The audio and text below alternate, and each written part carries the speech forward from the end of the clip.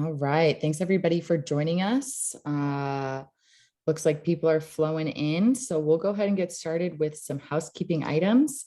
We're really excited everyone's here with us today. We're here with Kerry, Sokalsky, and Chris White presenting the Presales Tech Stack. This webinar is a part of the Scaling Presales webinar series presented by Consensus. My name is Sammy Focarino, and I'm the Senior Events Manager here at Consensus, and I'm going to be your moderator for today's session. Consensus is intelligent demo automation software that helps scale presales with interactive video demos. You can learn more at goconsensus.com. If you didn't already know, we're bringing the biggest event in presales, DemoFest, live and in person in 3 different cities this year as DemoFest X. We would love for you to join us in one or more of the cities listed here. To register for any of these events, you can visit goconsensus.com/DemoFestX. I'll also post the link to register in the chat.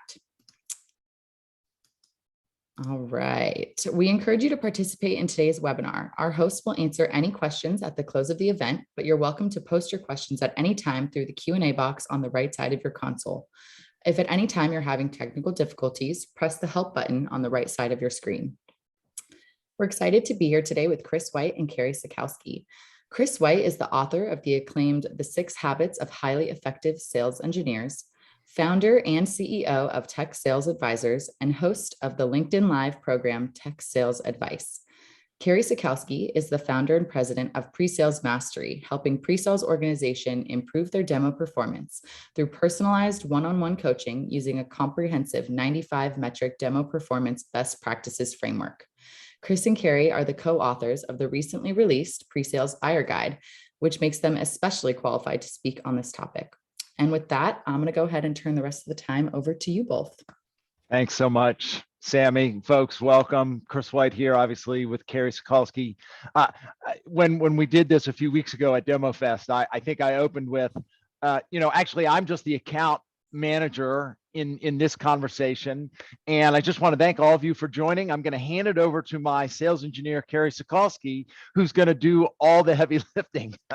But I feel like maybe that's lost a little bit of muster. So Kerry, instead, can I just share my screen and maybe we can just do a quick poll for the folks that might be with us? Are you good with that, Kerry? Perfect. Kick it off. Thanks, Chris. Okay, let's go ahead and do that very thing. So hopefully you all can see the Menti code there. I'll invite you to use your phone if you care to scan the QR code. And in fact, Sammy, if I put a chat, I'm gonna put a link in the chat. Will everybody see that? Yep. Yeah. Let me go ahead and right now it looks like you just sent it to the panelists. So I'm going to go ahead and put it into everyone. Okay, so that just came through Thank for you. everyone. Everyone should see So that. folks, if you care to join us on the Menti poll with your browser, you can click the link that Sammy just shared. You can, of course, also use your phone to scan the QR code. I will pause the screen so the QR code will stay up. But the first question, if you've already joined, the first question is, what best describes your role? Are you a pre-sales quote individual contributor? Are you a pre-sales leader? Are you in sales leader, marketing, or other? I see about 16 or 17 responses. I'm gonna leave the code up for just another minute, and then I'll share what I'm seeing. All right. So far we've only had about 16 people respond to the poll, but completely in the pre-sales category with a heavy emphasis on leadership, which is fantastic. Next question then. What best describes the organization that you represent? Are you a pre-sales vendor or are you a pre-sales quote buyer? So far we have vendors in the group. So very interesting to see that. Okay, so Kerry, and we've experienced this before, Kerry. We've had a number of the vendors actually join a number of these calls and a number of these sessions. So good to know. So this only applies to a few of you. For those of you in the buyer category, have you already made an investment in pre-sales automation? Yes or no? We have our a vote, a couple, so very good. Interesting. So it's balancing out a little bit. Very, very interesting.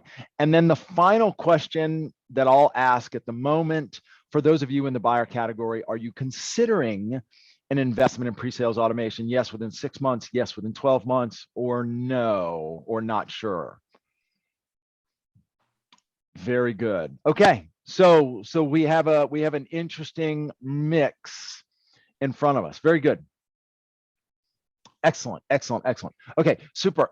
Kerry, I'm going to hand it back over to you, sir. I know we've got a few slides that we'll share and get into the prepared material. Excellent. All right. Bear with me here for a second. Can everyone see my screen? You should see title slide. We've got you. I'm not sure I recognize those two younger looking gentlemen in the slide, but we got you. Social media, use your best picture at all times. All right. So let's go ahead and jump into this. So quick agenda for today, as some of you may know, I'm a big stickler for agendas.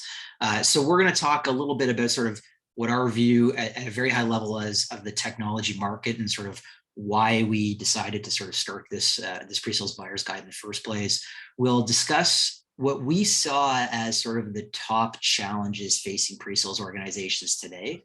Then we're going to talk a little bit about our view of the pre-sales tooling and solution landscape and how we sort of segmented that as part of our buyer's guide to help leaders sort of better understand how to view it and where to sort of direct their investment dollars. We'll talk a little bit more then about the actual guide itself and the process we took and what's included. If you haven't seen it yet, you'll learn a little bit about it. And then it is totally free to access, so you can go check that out after this webinar. And then we're going to get into what probably might be more interesting for most of you is some of the key observations that we've seen as we've gone through this process and both before and after we release the guide in talking to not just the vendors, but a lot of pre-sales organizations that are either buying or evaluating or have bought these solutions and their experiences. So that's what we'll do, and we'll wrap up with a little bit of Q&A at the end. All right, so I think we'd probably all agree it is a really exciting time to be in pre-sales right now. Clearly, the market forces has shifted, and way more companies now recognize the value that pre-sales brings to both the sales team and the broader organization as a whole. And I think that has definitely helped drive this explosion in demand for pre-sales, which has exacerbated the well-known deficit of talent that we seem to have in this marketplace. It's hard to find people. And helping to address that problem, though, and a lot of other challenges, there has clearly been a seismic increase in investment in solutions that improve pre-sales performance and automation. And while there have been a few that have been around for almost a decade, the majority of the vendors in this space have only really hit the market the last 2 or 3 years. It is a fairly nascent space. But with so many new vendors and the fact that many of the vendors have focused on maturing their products necessarily over substantial marketing spend to get their name out there, two things were pretty evident to us as we sort of started this exercise around designing the guide. One is that there's sort of overall market and vendor awareness is somewhat spotty, right? It is improving absolutely with the help, of industry coverage from things like our guide and companies like G2 adding a new pre-sales category, which is exciting. But that being said, there are new vendors that continue to pop up almost monthly. So the space is clearly changing quickly, and not everyone's easily able to keep track of what's going on. There's also a bit of a lack of clarity around what exactly each of the vendors does. And I think part of that is that this is a very highly evolving market. Not only are new vendors coming in, but each vendor is pretty rapidly adding new capabilities to their solution. So it's often unclear exactly which ones address which use cases that we might be looking to solve in pre-sales. And then to top off that whole problem, pre-sales historically hasn't really been tasked with evaluating and choosing solutions to help with their problems. We are new to this, right? We're the solution people, and so we tend to create our own solutions and have made do that way. But now that we've got options, it's a bit of a new experience for us. And so pre-sales leaders that are looking to improve their teams face a couple of challenges, right? Now that you have options to improve your team, where should you look to invest in?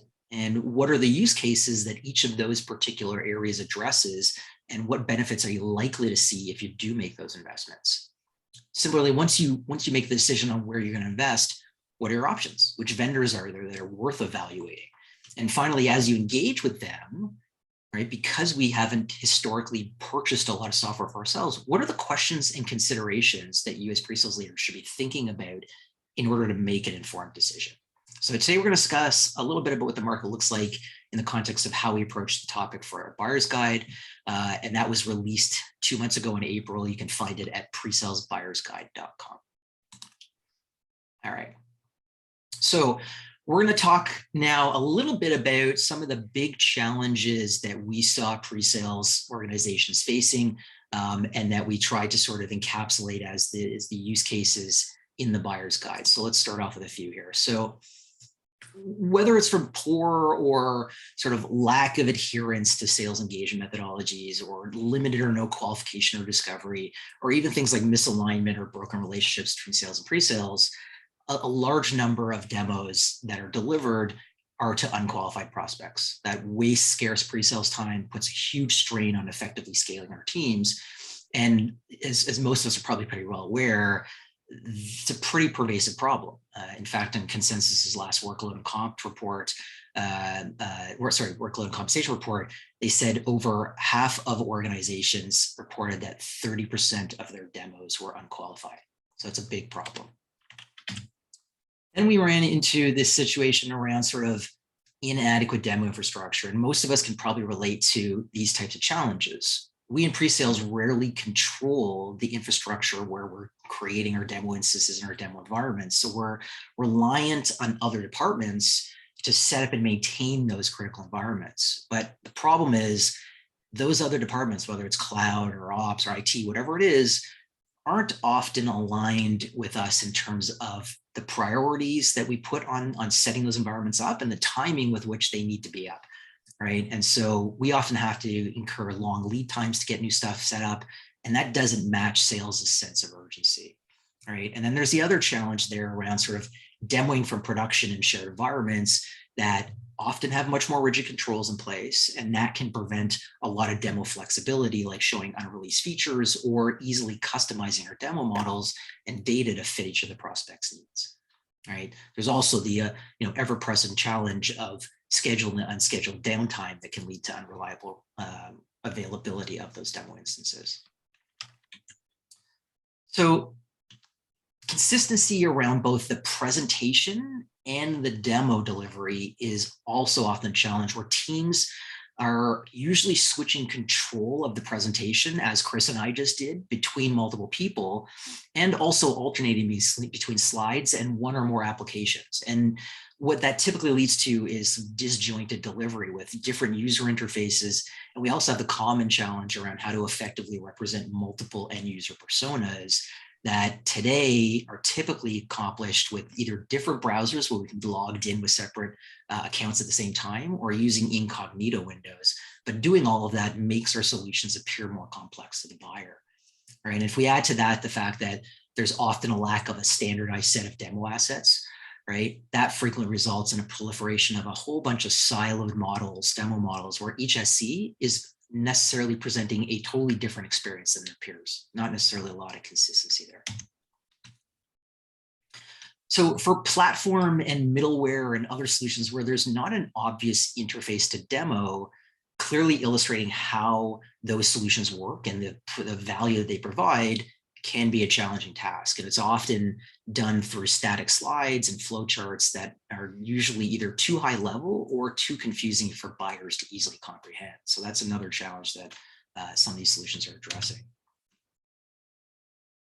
So, it's more important than ever to enable our buyers on their terms rather than selling to them on ours. Most of us are well aware of this tidal change in buying habits, where prospects are now only directly engaged with sellers for as little as, I think Gartner says, 17% of the sales cycle. And buying teams are continuing to grow in size, which requires our sellers to reach a much broader set of people with a broader set of diverse needs. And aside from the most user-friendly solutions, most solutions tend to be too complex to simply hand over the keys and let buyers take a test drive without properly training or restricting functionality or other things that restrict what they can do with your tool, none of which appeals to the buyers themselves. They want to get hands-on as quick as possible with no excuses. So when we think about most of our buyers, they're unsophisticated software buyers. They don't do it very often. And because of that, they're often unable to understand how a generic demo example or use case is going to apply to their own unique situation or approach. And so it's imperative upon us as pre-sellers that we customize our demo models and our messaging to each of these prospects to make the demos more relevant for them.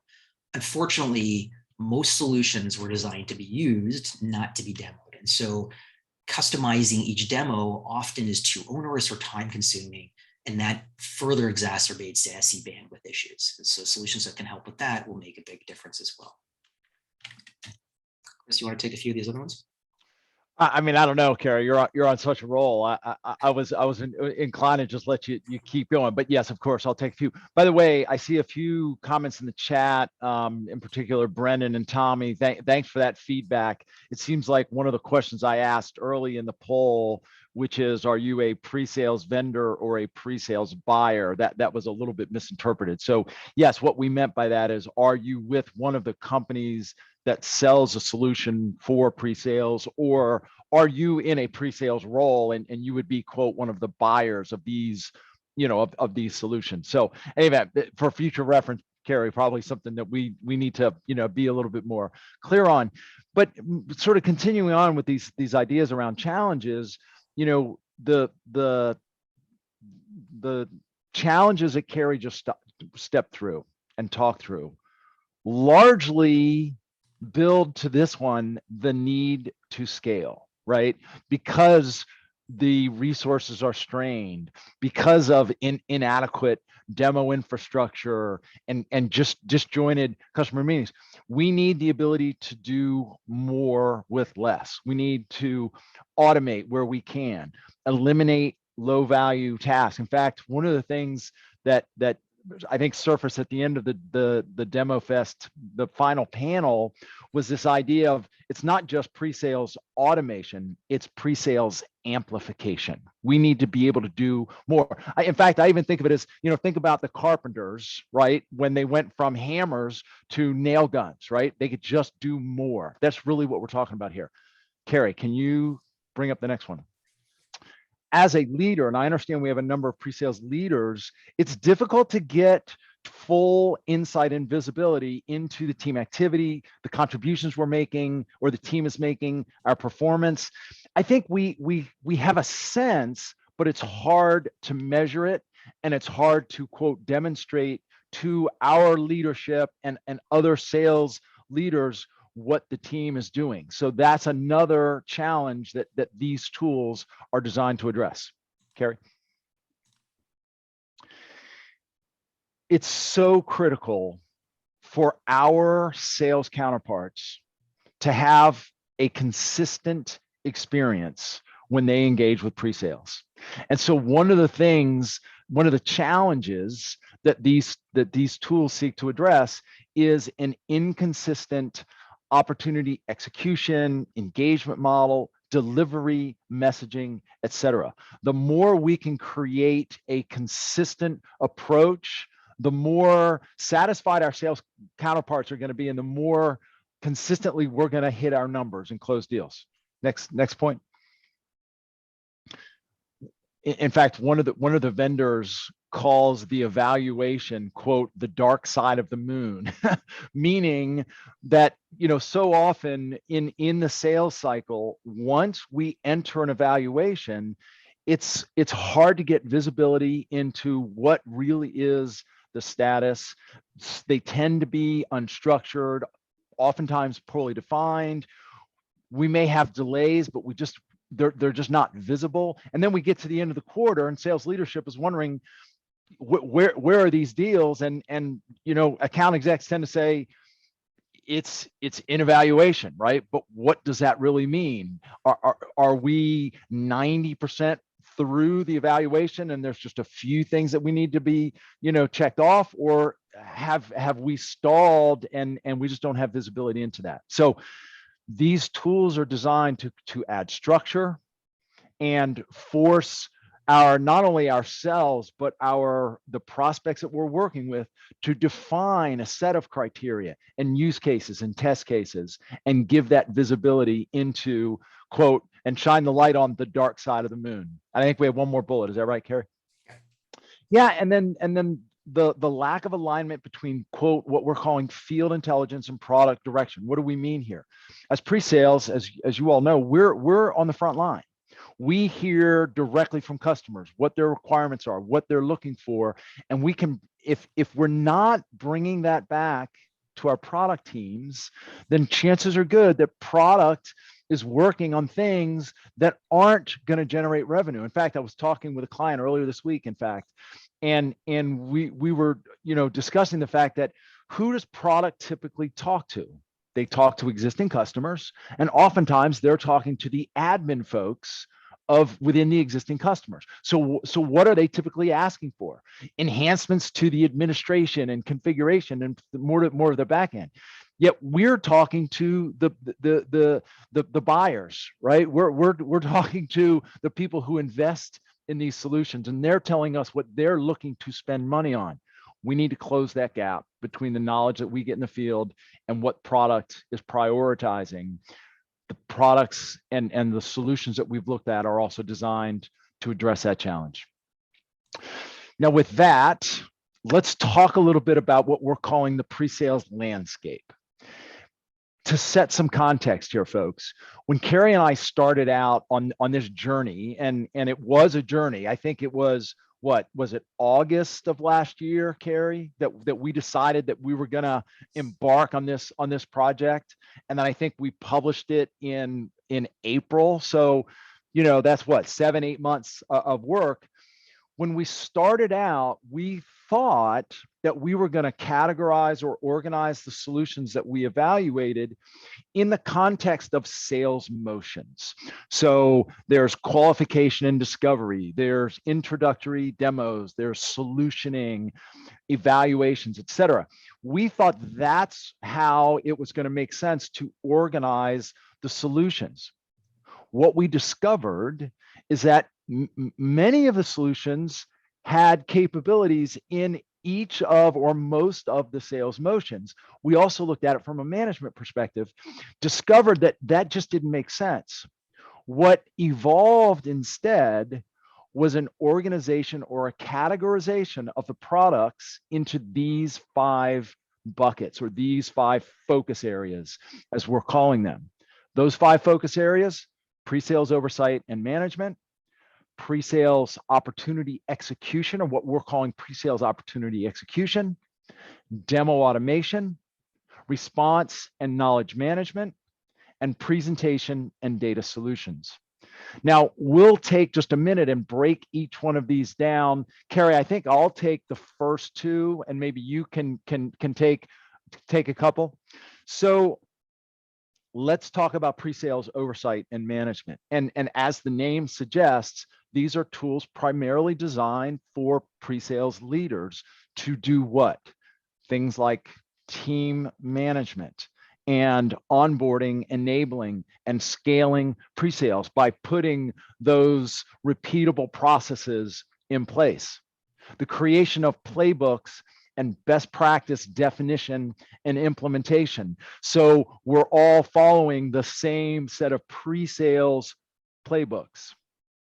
Pre-sales activity and utilization insight. This gives us, as leaders, this gives us that insight, that visibility into where is the team spending the majority of their time, or what are we working on in deals that we're winning, and what are we working on, or what are we doing in deals that we're losing.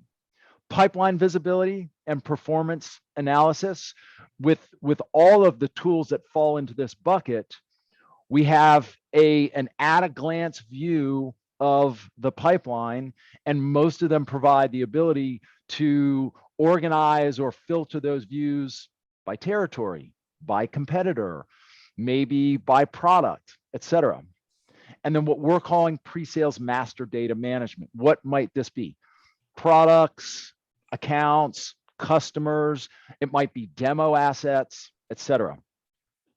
A close cousin or a close relative to pre-sales oversight and management is pre-sales opportunity execution.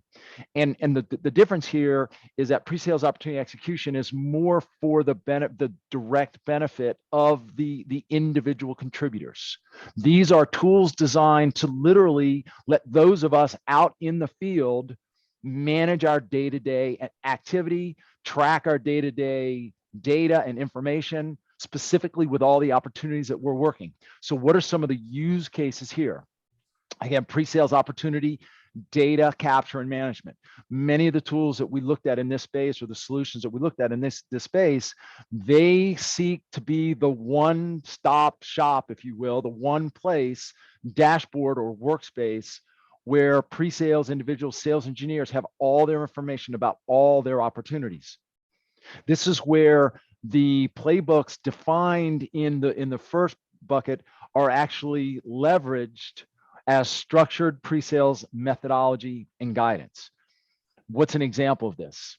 If you're giving a demo of this product in this industry, right, in this context, here's the strategy or the demo plan and the pieces that typically are used for success. Task management and prioritization. So all of these tools have various ways of, as an individual contributor, I begin my day and I see my prioritized task list either for the day or for the week.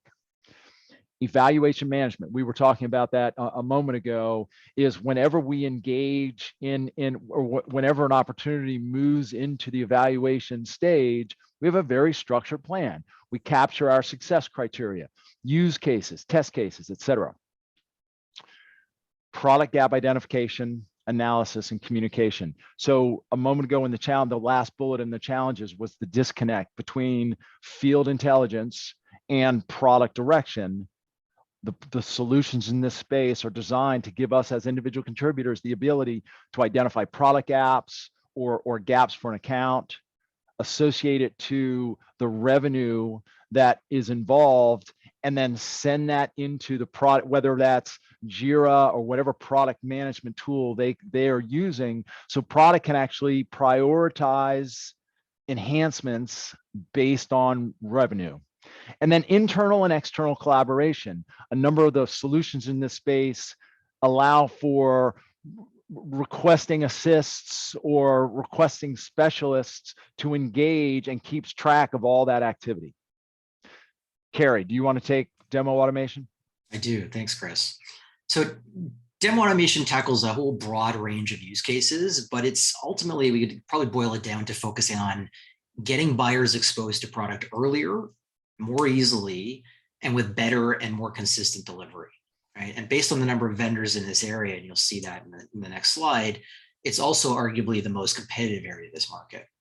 And while many of the vendors can address most of the use cases that are listed here, a lot of them take a slightly or very different approach to how they tackle these individual problems.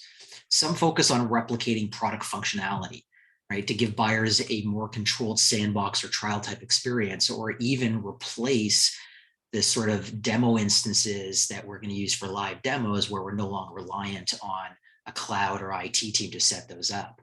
While others are focused more on providing a more prescriptive and interactive guided tour of their products using a variety of methods, including things like screen caps or even videos. And like many solutions, the data captured through their use can often be extremely valuable. And one of the less obvious advantages to these solutions is the ability to sort of organically discover new stakeholders in the buying team, because buyers are able to share these demo assets internally as they get shared from the pre-sales organization with them. And uncovering not only who those buyers are, but also what they care about based on how they interact with the demo can give sales and pre-sales teams a huge advantage when they do finally engage directly with those buyers.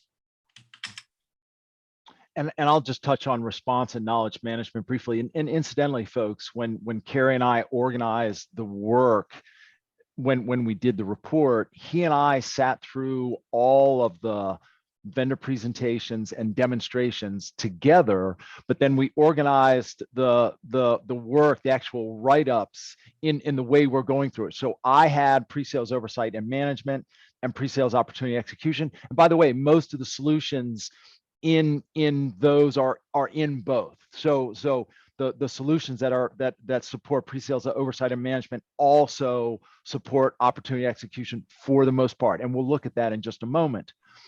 He took demo automation.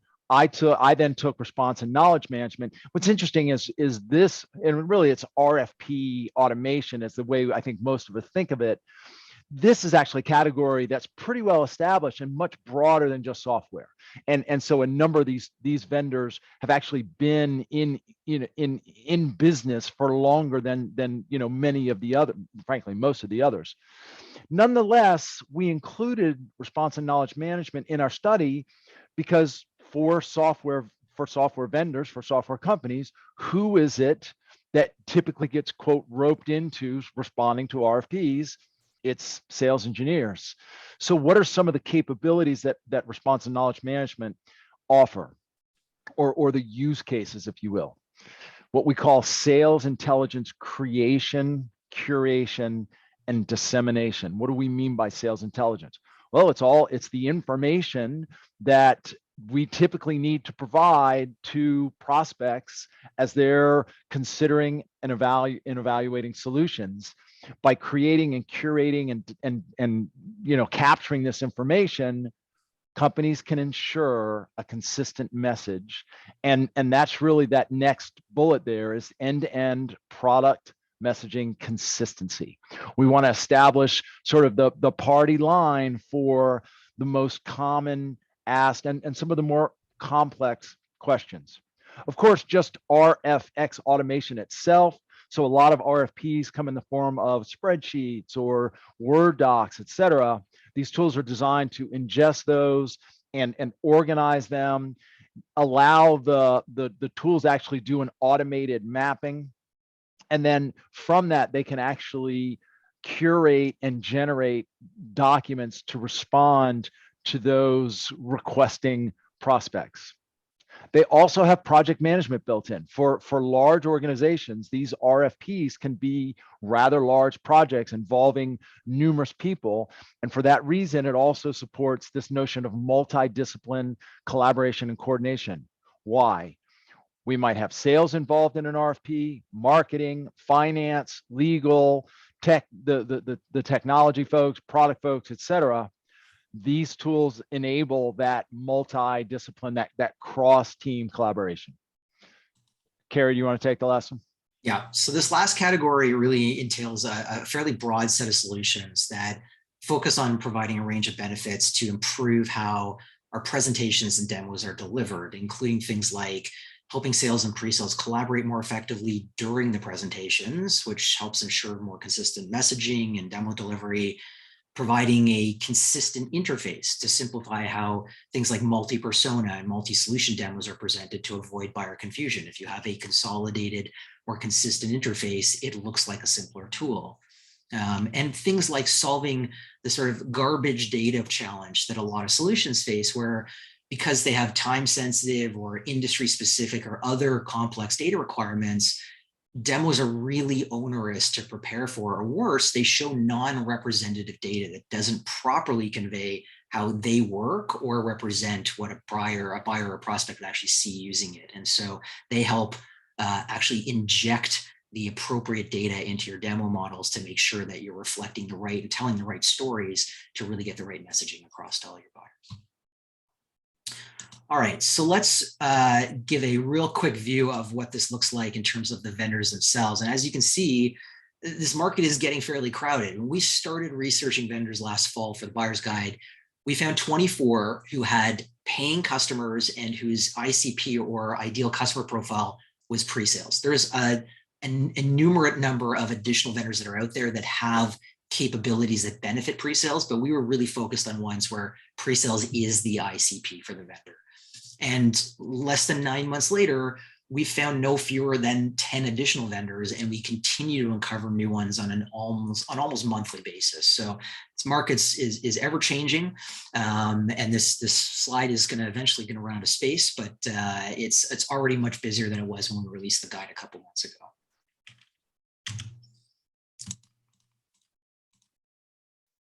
All right, so let's talk a little bit about the guide itself. So we created the guide primarily for two reasons. For pre-sales organizations and buyers, our goal was to help leaders make better and more informed buying decisions. Our aim was to help you understand where you should consider investing in, navigate the options and players that could solve those particular areas and challenges, and understand the benefits that you should expect to better position that potential investment with sales and finance leadership in your organizations.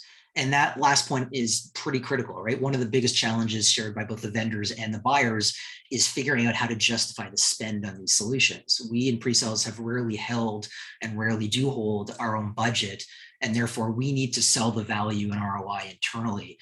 And unfortunately, aside from a few exceptions, there's not a lot of material out there on how to get buy-in from most sales leaders who, to this point, unfortunately haven't prioritized pre-sales, at least from an investment standpoint. On the other side of the coin, our goal for the vendors was to give them the opportunity to clearly articulate their positioning and raise their awareness within the community on an ongoing basis. And we felt it was really important for the guide to be written by those who understood the space, right? Both as individual contributors and pre-sales leaders, and had that experience so that we could adequately relate to the challenges that our pre-sales organizations are facing. Chris and I have both been in both of those shoes for the last 20 years, right? And so we felt we were in somewhat of a unique position to write this guide to be able to relate to everyone better. So the other thing we thought about too was that unlike most industry reports that are done like this, they're typically out of date by the time they're published. And so because of that, we chose to create the guide in a somewhat unique format. Rather than create a PDF or another distributable and static document, we felt that by publishing the guide online at presalesbuyersguide.com as a website, we could much more effectively, right, reflect the rapidly changing dynamics of this marketplace. And in fact, it's kind of ironic in that literally an hour and a half after we released the guide, one of the vendors in this space announced a Series B raise. 15 minutes later, I had updated their profile on the guide. And so we feel that by releasing it that way, we're able to add new vendors and change vendor profiles as material differences make their way to us. So what is included in the guide? So for each of the 5 aforementioned sort of focus areas, they each have their own detailed review, and that calls out things like a description of what we believe that focus area includes, a list of the associated use cases and a description of what each of those are, the benefits you can expect to realize by investing in a solution in that particular focus area, a list of key capabilities that you should expect to see from the solutions in that space, and perhaps most importantly, what the top considerations are when you're evaluating vendors in that space. And then we obviously also include a list of vendors that we felt addressed each of those particular areas.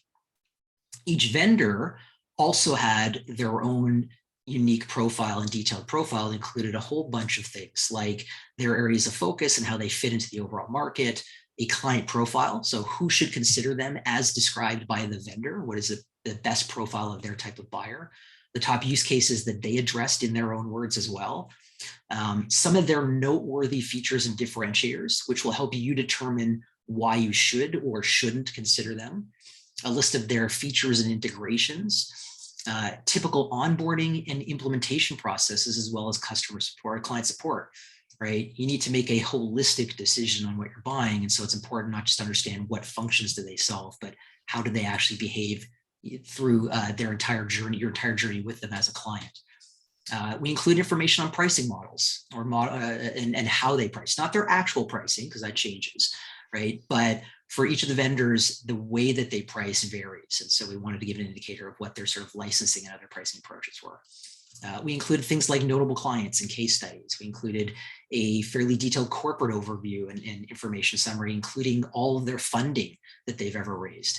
And then we also included some buyer review summaries from places like G2 and Capterra, so you can get an idea of what other users actually feel about the solutions. And so in terms of what wasn't included, because this is such a new market, we decided not to take the sort of Gartner market scope route and rank the vendors. We really felt that it was important to get at least the initial version of this guide out without necessarily pegging a specific vendor in a specific area, especially because everything's changing so rapidly, and we didn't want to tag someone in a particular category where a month later they might not be in that particular quadrant. So it does not include rankings, even though it does include a lot of commentary from us on what we thought of the vendors themselves. It also doesn't include really detailed feature comparisons. As part of our collection process, when we were going through this exercise with the vendors, Chris and I took very detailed, copious notes on the features that each of these vendors has, but we decided not to include them in the report. But we do have access to that data. So if you are interested in learning more about the specifics of each vendor, please do reach out to one of us. All right, so now let's drop into and start talking about some of the key observations that Chris and I found as we went through this process. Chris, do you want to start us off on these? Sure, I'll be happy to. And before I do, I have to admit, Kerry, whenever I hear you go through the list of things that were included in the report, I must admit, I'm still, I think a tad overwhelmed by how much is actually out there. And so I do want to let people know, and Kerry and I were chatting about this yesterday, quote, there's a lot of meat on the bone. So I do encourage you to spend some time in the guide. There is a significant amount of information out there, and I also encourage people to consider the focus areas first. Our vantage point is the best way to invest in this space, and really in your team, is to first consider where is the greatest value in terms of the focus area. Focus there, and then look at the tools or the solutions within that focus area.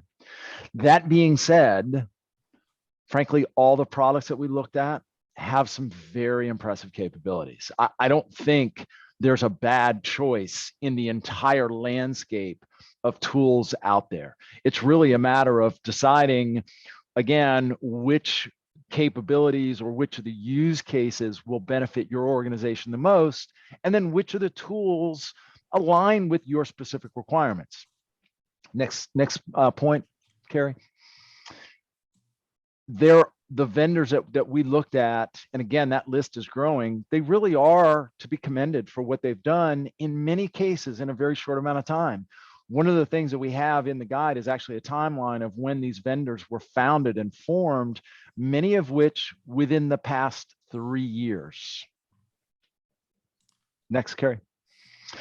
And frankly, the market is changing very rapidly. We see what has happened in about 3 years.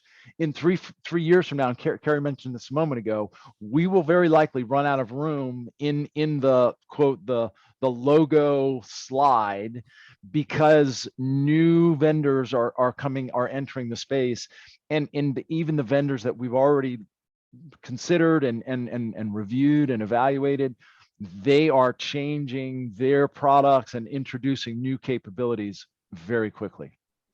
Next point. One of the other interesting things that we discovered is that company maturity, and what I mean by company maturity, or what we mean by company maturity, is the number of years they've been in business, the number of employees they have, et cetera. It doesn't necessarily indicate product maturity, and vice versa. So we really, and I think the next point feeds into this, we really encourage, go ahead to the next point, Kerry.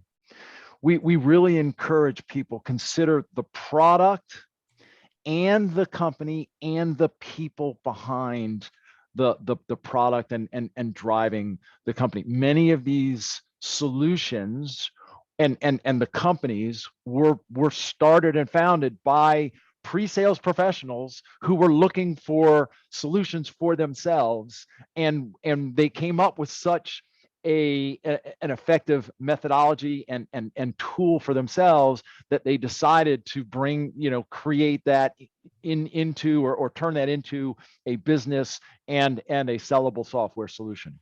Next point. Some of the products do address some very niche use cases. I'm sure my French Canadian friend is going to make sure I say that correctly.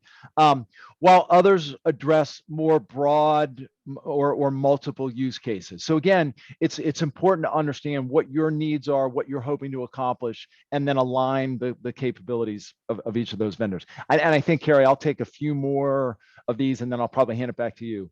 Sure. And this and probably the next one, probably the last 2 points I'll make.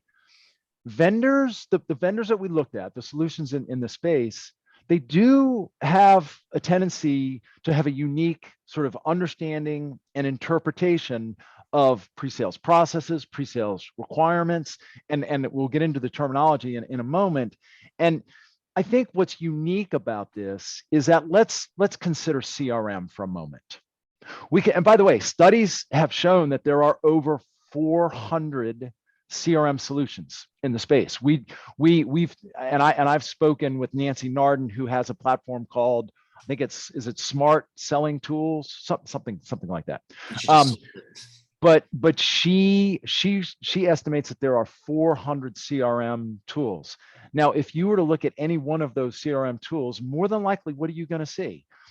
You're going to see lead, account, contact, opportunity. The terminology is pretty well established. In this space, terminology is all over the map. And you want to go to the next slide? They have different taxonomies, they have different data structures, nomenclature. Even the term demo is used differently or refers to different things or different contexts in different tools. So it's really important to make sure that you understand the terminology that they're using when they say evaluation or opportunity or deal or what have you. So, Kerry, do you want to sort of run through the last few? I do, thanks. So with any sort of newer set of vendors that are out there, you want to be very careful to clarify that what they're showing you is actually in the product and not future functionality. Some of the vendors have taken liberties, in some cases, some of the very newer vendors, obviously, and for obvious reasons, in sort of representing features that aren't necessarily in GA yet in their demos. So just be very clear to clarify with the vendors whether you just want to see stuff that's GA or to at least call it when things are not actually yet in the products. You're aware of what you're getting when you get it. Like anything else, if you've got garbage processes or you don't have any processes in place and you buy a solution in this space thinking it's going to magically solve your problems, it will not do that, right? The same thing around garbage data in, garbage data out applies the same thing with your processes. And so it's really important that you sort of figure out what those processes are before you go and try and automate them with a vendor. I can't stress this part enough. Again, newer space, so not as much focus necessarily on the implementation, rather than just sort of getting the features and benefits out there from a lot of these vendors. But implementation is super, super critical. We've talked to lots of organizations out there that have had false starts or outright failures with some of the vendors because their implementation teams aren't necessarily as mature as their sales teams are. And so one of the things that we've learned really quickly is that massive enterprise-wide implementations that try and solve this problem for hundreds of people in a pre-sales organization, if you have that many, tend to not work as well as when you sort of focus on a key department or a key unit and try and get a quicker win with a smaller, more defined scope of requirements, right? And then use that as a success story to then spread out across the organization. When you've got a very large pre-sales organization, you're going to have multiple different stakeholders, you're going to have multiple different opinions on what priorities are or how things should be implemented. It makes it a much more difficult process to do that smoothly. And that sort of expands into the next point that I just made there. So the other thing is around understanding like what your use cases are in terms of what is the biggest bang you're going to get for your buck. Chris talked about this earlier in terms of we think where the 5 focus areas is really going to help pre-sales leaders prioritize where you should invest. You really need to understand what are the specific use cases that are most important for you to solve. I'll give you an example. So I've worked with a couple clients, a couple pre-sales organizations evaluating demo automation vendors. Some of the demo automation vendors are amazing at the guided interactive tour type of demo automation. Some are really amazing at product functionality replication, but aren't necessarily great in the opposite. If you don't know which use case is important to you or more important to you, you're not necessarily going to know which vendor is the best fit. So make sure you're also prioritizing which use cases you want to prioritize internally before you go out to market to review the vendors. And then this last one is one that's sort of coming up more frequently. When we initially did the RFIs, a lot of these vendors, there wasn't a ton of real deep integrations into the existing tech stack and marketing stack. And I think that there's sort of 2 implications to that. One is that these tools, like any other, have to play really nicely with your existing stack. It's going to be much easier for sales ops or whoever's responsible for deploying these things if they automatically fit in with your other tools, or if it's going to be a massive challenge to sort of integrate them. The other is that a lot of the insights and analytics that these tools can drive are much more meaningful if they can also incorporate the data from the rest of your tech stack. So for example, it's really interesting to know it's for demo automation as an example, which particular prospects are looking at certain screens or certain pieces of functionality. But if you can then tie that to win rates, you then know necessarily maybe what to emphasize when you get into live demos or which features you should be talking about more even before that. So that's another consideration, is how well do they integrate with the existing tech stack, and that seems to be improving over time. So that was our presentation for today. We're very happy to open it up for Q&A. Hopefully you've learned a little bit more about this, but do want to point out the buyer's guide is completely free. It was not a pay to play for the vendors. We wanted to be as inclusive as possible. It's also completely free and available for anyone that wants to try it out. All we ask is that you register an account on our system just so we know who you are. We do not spam people. We won't send you emails. We may send you a LinkedIn request to say hi, but that's about it. So feel free to go to Presales Buyers Guide and check that out. Awesome. Thanks so much, Chris and Kerry. That was super awesome information. Guys, as Kerry just mentioned, if you have any questions for them, you can pop them in the Q&A on the right side of your screen, and we'll try and get to as many questions as we can. I do see one in there right now. And the first question is, what surprised you the most when making the buying guide? Do you want to take that first, Kerry? Yeah, so Chris sort of alluded to this in our first, in the first point in that last slide, which is they may be really new, a lot of the vendors in the space, but the tech is really impressive. There is a lot of really awesome stuff that's out there. And a lot of these vendors are taking really creative approaches to solving these problems. These are tools that are not a nice to have, like they are very quickly going to become a must have because they do what they should. They have really impressive capabilities that are going to make both individual contributors and pre-sales leaders' lives a lot easier. So I think that was one of the biggest ones for me, was just how robust a lot of the functionality is in these tools. Well, and to that end, if I can add to that, it actually makes the purchase decision difficult, because I think the more pre-sales leaders look into what's available and what's out there, the harder the decision is going to be. And frankly, that's why we would like to believe that the buyer's guide is going to do just that. It's going to help pre-sales leaders make those, just sort of navigate the landscape and help them make some of those decisions. Awesome. Cool. There's a question in here about like kind of how you guys decided to add these certain tools to the buyer's guide. So did you actually, when looking into these tools, did you run the tools in a production environment or did you just do like a demo sandbox lab environment? Like what was the... Yeah, so we did not personally evaluate the tools in terms of using them ourselves. The process that we went through in the research process with the vendors was we first approached the vendors to find out if they were interested in participating. Thankfully, there was an overwhelmingly positive response to that. The way that we then collected our information was we started out with an initial sort of 75-minute, 90-minute interview with the vendors, and we spoke to mostly the C-suite to really understand at a high level, where do they see themselves? Where do they see the market? How do they see themselves fitting in? Who do they compete with? Why do they think they're different? Really to get a sense of their overall positioning, what they were trying to accomplish.